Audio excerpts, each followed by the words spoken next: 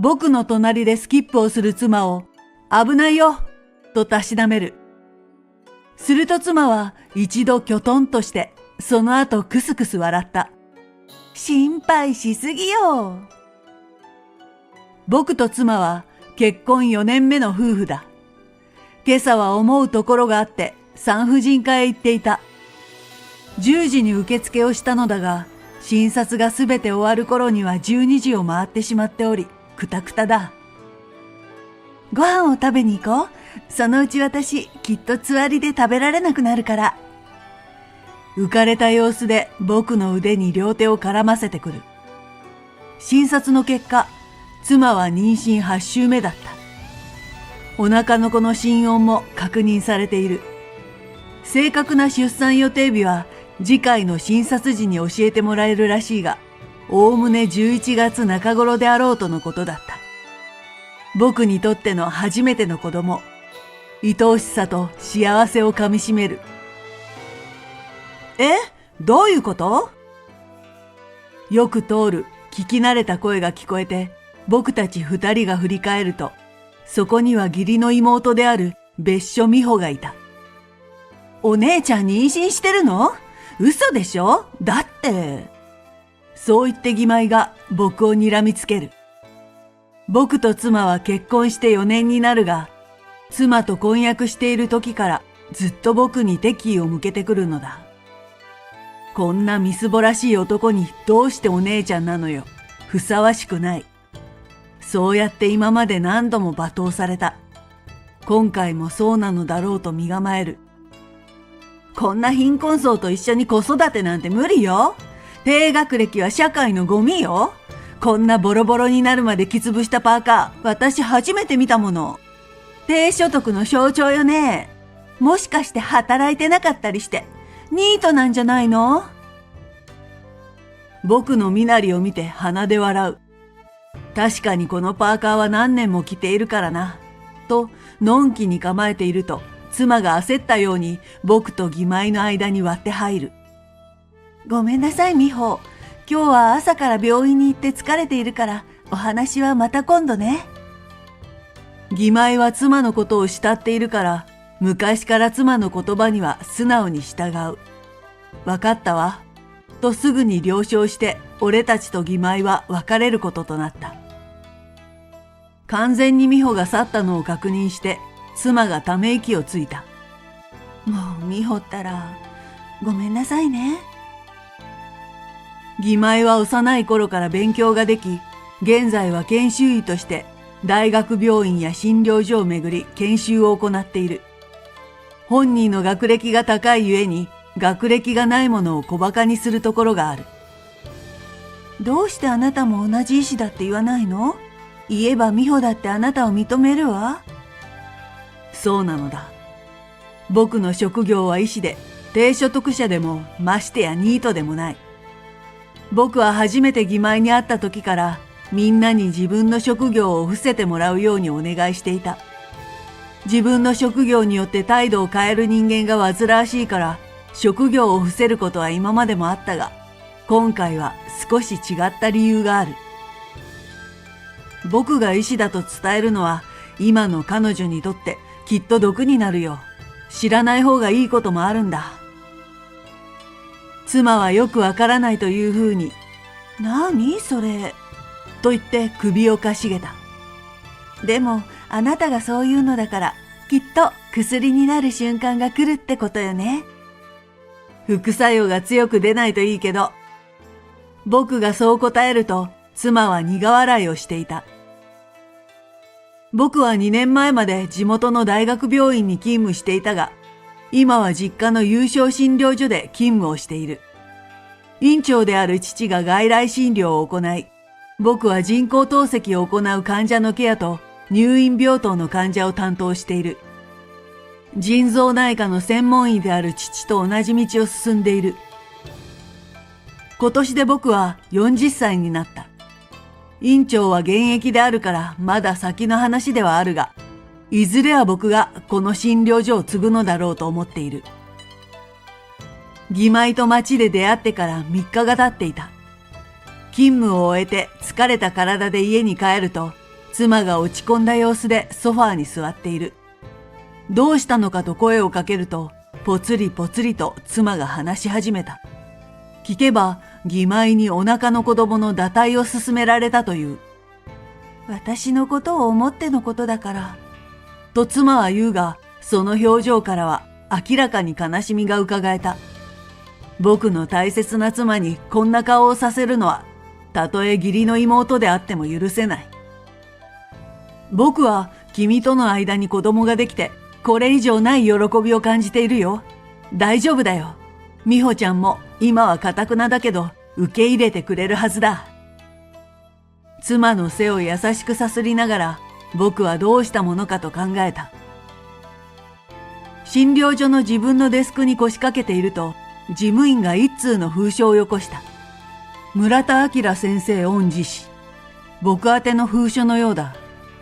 ペーパーカッターで口を開け中身を確認すると4月から勤務する日直医と宿直医の名前があった。どうかなさったのですか？不思議そうな顔をする事務員に書類を見せてやる。ここに別所美穂とあるだろう。何を隠そう、僕の義理の妹なんだ。それは素晴らしいご縁ですね。きっとご優秀な方なのでしょう。そうだね。僕のいた大学病院でも研修医をしているんだけど、元同僚からも優秀な医師だと聞いているよ。でも少し正確に難しいところがあって、改善すると良い医師になれるけどね、とのことだ。そうだ君、僕とこの別所美穂さんとの関係は、僕と君だけの秘密にしてほしいんだ。彼女がこの診療所で一体どんな働きぶりをするのか非常に興味がある。僕の思いつきを聞いて事務員は怪訝な顔をした。しかし先生は別所先生に何度もお会いになっているんでしょう？隠すというのは無理ではないかと。それについてはきっと大丈夫だと思うよ。彼女曰く、休日の僕はみすぼらしくまるでニートのようだそうだから。僕は普段透析室にいるし、緊急時以外、休日は病棟に行かないしね。会うこと自体が少ないよ。僕と事務員の目論みは驚くほどにうまくいった。義妹は日直医としてこの診療所に来るのだが、月に2度と頻度が少ないから当然といえば当然だ。僕のことを義妹に認識されないまま半年ほど経過する。妻は妊娠8ヶ月になり、お腹もふっくらと目立つようになった。出産まであと2ヶ月だ。お腹を撫でれば元気よくこの足がお腹の壁越しに盛り上がってきて面白かった。妊婦検診の経過も良好で今のところ特に心配はない。この有床診療所で義妹が勤務を始めてから少し経った頃に、ちらほらと看護師や栄養士から不満が漏れるようになった。そもそも日直医の仕事は簡単な電話対応や緊急時に初動要員として待機をすることなので、積極的に業務に取り組むものではないのだが、義妹の勤務態度はそれを考慮しても不真面目と言わざるを得ない。日直医が病棟入院患者の食事を検食するのだが、食事に一口も口をつけないし、検食簿にも一切記録をつけない。栄養士が義妹にお願いに行ったのだが、私は糖質制限ダイエット中だから、と言って取り合ってくれなかったそうだ。他にも苦情はいくつかあった。僕と義妹の関係は事務員以外誰も知らない。故に皆遠慮なしに日直医の文句を言っている。4月に義妹がこの診療所へ来ると知った時に想像した通りの状態になっているということだ。今日は日曜日だが、朝からウェブでの研修がある。今回は違うのだが、中には受講しないと診療報酬の請求に関わってくるようなものもあるから、研修への参加は大変だが大切だ。今朝はバタバタしていて、慌てて家を出たものだから、家にお弁当を忘れてきてしまった。妻に謝罪をしようとスマートフォンを見ると、通知が1件ある。お弁当を届けに行くね。病棟のナースステーションに預けておくから、職員の皆さんに伝えておいて。暑い中、診療所まで来るという妻を心配しつつも、家の中にこもりきりでは心の健康に良くないからと思い、気をつけてくるんだよ、と返信した。今日の日直医は義妹だから、妻も心配をして様子を見たいと思っているのかもしれない。義妹の僕に対する態度は相変わらずだった。当然今も彼女は僕が医師であることを知らない。先日義妹が我が家に遊びに来た時も散々罵られた。お茶受けにケーキを出せば、どうせお姉ちゃんのお金で買ったんでしょ？あんたが食べる資格はないのよ。と僕のケーキを横取りしてきて大変腹立たしかった。低所得者だとかニートだとかひどいことをたくさん言われても怒らないくせに、ケーキを食べられないと子供みたいに怒るのね、と妻が呆れ顔をしていた。あのケーキは僕が買ってきたのだから怒って当然だろうに。11時を過ぎた頃に僕の PHS が鳴った。病棟の看護師からで話の内容に耳を疑う。妻が破水したんだね。まだ出産には時期が早い。今すぐ向かうが、日直医には連絡をしたかい？すると看護師は困ったように言う。何度も電話を鳴らし、ようやくつながりまして、はいはい行きますよ、とのことです。まだ来られていません。患者である妻の名前を義妹に伝えれば、きっと大急ぎで来るのだろうなと想像したが、あえて僕は義妹に伝えないという選択をした。ここは出産に対応していない診療所であるから、行えるとしても応急処置程度だ。義妹が来たところで何の意味もない。一刻も早く叱るべき場所に搬送する必要があった。電話口の看護師に妻の分娩先である病院を伝え、搬送の手配を指示した。僕が妻のもとへ行き、できる限りの処置を施したところで、日直医が待機する部屋へと続く廊下から足音が聞こえた。休日に、ましてや病棟患者と無関係な患者の対応など、迷惑だと言わんばかりのふてぶてしい表情をした義妹が現れる。しかし、僕の腕に抱かれる妻を見て、お姉ちゃん？と驚きと混乱を含む声を上げた。どうしてここにいるの？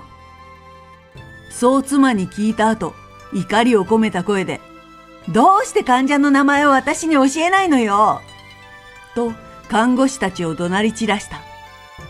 大声でわめく義妹に、どう対応していいかわからない看護師たちが助けを求めて僕を見る。だったら何か変わっていたのかい？土器を含み、冷え切った僕の声に義妹はびくりと肩を震わせる。そうしてようやく義妹は僕と目を合わせ、そして青白い顔でわなわなと口を震わせた。ようやく僕の存在に気づいたようだ。なんであんたがここにいるのよ。なんでも何も僕はここの医師だからね。父はこの診療所の院長をしているよ。今この話をする必要はあるかな？いつもみすぼらしいと馬鹿にしていた相手が自分と同じ医師で、しかも地位が上の存在だと知って義妹は混乱を極めている。義妹の姿があまりにも滑稽で愚かで情けなくて、怒りの感情は湧いてこない。呆れと蔑み、今あるのはこれだけだ。ゆったりお腰のところ悪いけど、君のできることはもう何もないよ。僕が済ませてしまったからね。そもそも誰も君に期待していない。なぜだかわかるかい？君がここで過ごす間に誰の信頼も得られなかったからだよ。僕も患者である僕の大切な妻を医師としての君が守ってくれるなんて思えない。救急車のサイレンの音が近づいてくる。妻を搬送するためのものだ。救急車には僕が同乗しよう。君はお留守番を頼むよ。普段君の勤務態度は不真面目なようだから、今日ぐらい日直のお仕事を真面目にやってみたらどうかな。うなだれる義妹を診療所に残し、僕と妻は分娩先の病院へ向かった。出産予定日より2ヶ月早い出産となったが、保育器で過ごすうちに子供の状態は安定し、体重も順調に増えていく。妊婦検診で教えてもらった通り男の子だった。子供の手のひらに指を寄せるとぎゅっと握ってくれる。これは原始反射といって生まれて間もない子供であれば基本的に備わっている能力なのだが、我が子がするそれはとても愛おしくて特別なもののように感じる。子供が産院から退院する日、義妹は僕と妻のもとへ謝罪に来た。妻に堕胎を勧め、妻の心を深く傷つけたこと、僕へ向けて投げかけた数々のひどい言葉を撤回し、申し訳なかったと頭を下げた。そして医師としての自分がいかに未熟だったかを痛感したらしい。今まで義妹は患者が無知ゆえに不安を感じ、騒ぐ姿を馬鹿らしく思っていたと語る。自分の仕事は自分の持つ知識を持って人々の不安を和らげ支えることなのに、そのことを理解していなかった。人によって態度を変えたり、対応を変えるのはあってはならない。大切なことに気づかせてくれた村田先生に感謝申し上げます。そう言って医師としての僕にも頭を下げた。義妹は彼女にとって甥である我が子を抱き上げた。もぞもぞと不器用に手足を動かす命に触れて、義妹の顔が優しく緩む。私は愚かだった。兄さんみたいな穏やかで、患者さんからもスタッフからも頼りにされる医者になれるように、心を改めて邁進します。決意を新たにした義妹の顔は晴れやかだ。僕は今回の件に関して特に何もしていないよ。救急車を呼んだくらいだし。でも、美穂ちゃんの今の表情を作ったことは誇らしく思います。期待しているよ。頑張ってね。そう僕が告げると、義妹は、はい、と元気に返事をした。